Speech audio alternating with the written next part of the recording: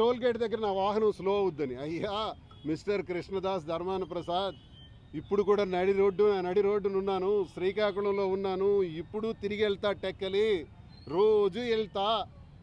హైదరాబాద్లో ఉంటున్నా, తెలంగాణలో వ్యాపారాలు ఉన్నాయి, నాకు ఒరిస్సాలో వ్యాపారాలు ఉన్నాయి, మైనింగ్ ఉంది, ఆంధ్రాలో రాజకీయం ఉంది, ఈ అన్ని రాష్ట్రాలు తిరుగుతుంటానయ్యా. నువ్వు చంపేస్తామంటే కుదురుతుందా? మరి ఇవన్నీ ఎస్పీ గారికి చెప్పడానికే వచ్చాను.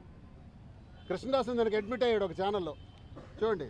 దువ్వాడ ఆరోపణలపై స్పందించిన కృష్ణదాస్, నేను దువ్వాడ జోలికి వెళ్ళడం లేదు. నాపై దువ్వాడ ఎందుకు మాట్లాడుతున్నారు? 4వ పాయింట్, నా పైన మాట్లాడితే మా వాళ్ళు రియాక్ట్ అవుతారు. నిజమే, చాలామంది రియాక్ట్ అవుతున్నారు.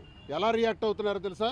నీ అంతు చూస్తాం, నీకు అతి త్వరలో అసలు కథ ఉంది, నీకు అతి త్వరలో నీ పని చెబుతాం అని సత్తార్ సచివ్ టెక్కల్ నుంచి, తమాన కిరణ్ టెక్కల్ నుంచి, కోటబొమ్మాల నుంచి మోహన్ అనేవాడు జేసీబీ పెట్టిన ఇల్లే లేపేస్తాం, ఇలాంటి హెచ్చరికలు. ఆ హెచ్చరికలు మా వాళ్ళు చేస్తున్నారని ఎవరు చెప్పారు? కృష్ణదాసే చెప్పాడు. అప్పన్నతో అన్న మాట వాస్తవమే. ఈ మాటలు నేను అప్పన్నతో నేనే అన్నాను. ఇప్పుడు అప్పన్న సీన్లో మరి ఉండక్కర్లా, ఇప్పుడు కృష్ణదాసే అడ్మిట్ అయ్యాడు. దీన్ని ఏమంటారు? TV9లో అడ్మిట్ అయ్యాడు ఈరోజు.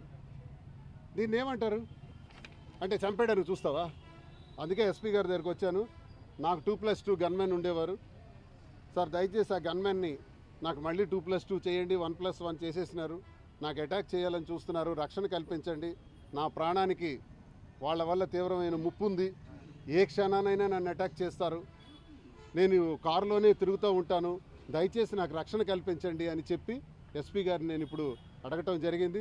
తప్పకుండా దీనిపైన నేను వెంటనే ఎంక్వైరీ చేస్తాను, ఎఫ్ఐఆర్ వేయండి అని కూడా చెప్పాను, నాకు రక్షణ కల్పించమని చెప్పాను.